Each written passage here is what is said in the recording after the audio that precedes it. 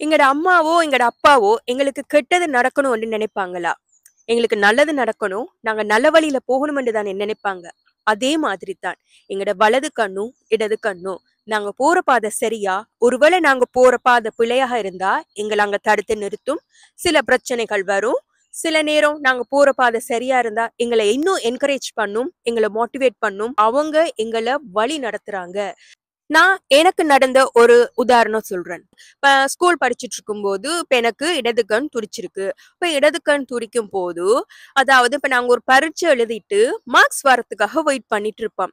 அப்ப அந்த மார்க்ஸ் வர்றதுக்கு முதல் சரியா பயந்துட்டு இருப்போம். நல்லாவே செய்யல. அப்ப ஃபெயில் பண்ண போறேன்ற ஒரு பயம் என் மனதுல இருந்துட்டே இருக்கு. அப்ப நான் வந்து, ஐயோ! நான் சரியா செய்யலையே, ஃபெயில் பண்ணிருவனோன்னு பயந்துட்டு இருக்கிற டைம். அந்த எக்ஸாம பத்தி நினைச்சு பயந்துட்டு இருக்கிற டைம்ல ஏன் இடது கண் துடிச்சா, ஓகே, ரைட். அப்ப எனக்கு எக்ஸாம்ல நான் பயந்த அளவுக்கு ஃபெயில் பண்ண போறது இல்ல. ஓரளவுக்கு மார்க்ஸ் வரும். பாஸ் பண்ணிருவேன். இந்த மாதிரி நான் எதிர்பார்க்கிறேன். அதே மாதிரி எக்ஸாமோட ரிசல்ட்ஸும் குறிப்பிட்ட நாள்ல வருகுது. சோ அந்த ரிசல்ட்ஸ் வரும்போது பார்த்தா, பெஸ்ட்டா பாஸ் பண்ணேல. ஆனா ஃபெயில் பண்ணவும் இல்ல. பயந்துட்டு இருந்தது என்ன? ஃபெயில் பண்ணிருவனோன்னு பயந்துட்டு இருந்தேன். ஆனா ஃபெயில் பண்ணேல. ஓகே.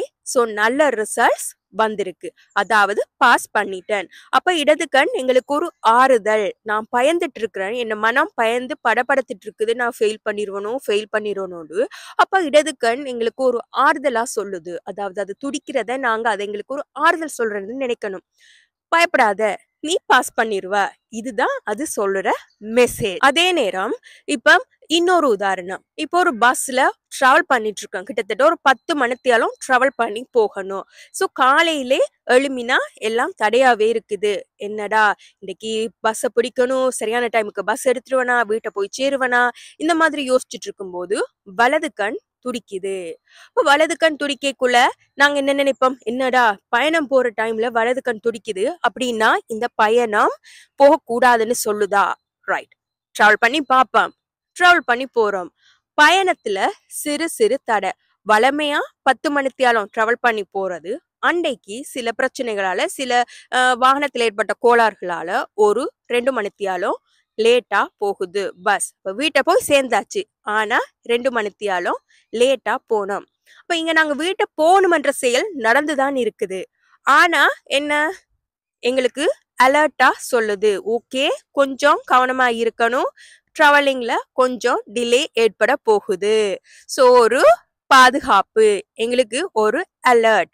வலது கண் துடிக்கிறதுக்கு காரணம் அதுதான்.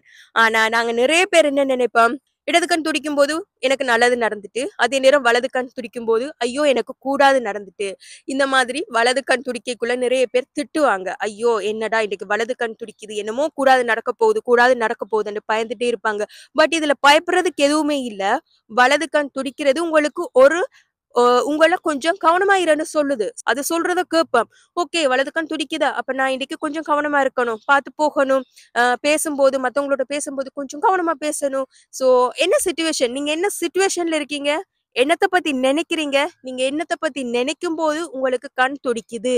இத நீங்க அப்சர்வ் பண்ணி பார்த்தீங்களா இருந்தா, வலது கண், இடது கண் சொல்ற மெசேஜ் உங்களுக்கு புரியும். அது உங்களுக்கு பிராக்டிஸ்க்கு வந்துச்சுதான்டா என்ன சொல்றது?